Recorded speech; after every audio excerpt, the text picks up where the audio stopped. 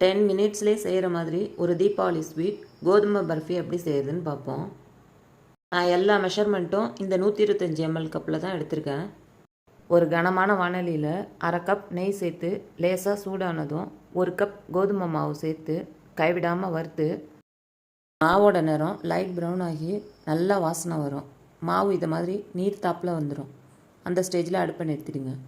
Mixie ஜாரில் 1 cup சர்க்கரை, 2 ஏலக்காய், 10 முந்திரி சேர்த்து நைஸாக பவுடர் ஆக்கி அடுப்பு ஆஃபில் தான் இருக்கணும். கோதுமை மாவு நல்லா சூடாக இருக்கும்போது அரைச்ச பொடி சேர்த்து நல்லா கலந்து விட்டுட்டு நெய் தடவுன தட்டில் கொட்டி நல்லா லெவல் பண்ணிக்கோங்க. மேலே விருப்பமான நட்ஸை சேர்த்துக்கோங்க. பர்ஃபி நல்லா ஆறுனதுக்கப்புறம் 10 நிமிஷம் ஃப்ரிட்ஜில் வச்சு எடுத்து தேவையான வடிவத்தில் நறுக்கி எடுத்துக்கோங்க.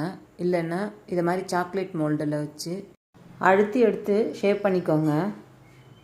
இல்லைன்னா இதை மாதிரி ஜூஸரோட மூடியில் வச்சு ஷேப் பண்ணிக்கோங்க. குயிக் அண்ட் ஈஸியாக செய்கிற இந்த தீபாவளி ஸ்வீட் ரொம்ப சாஃப்ட் அண்ட் டேஸ்டியாக இருக்கும்.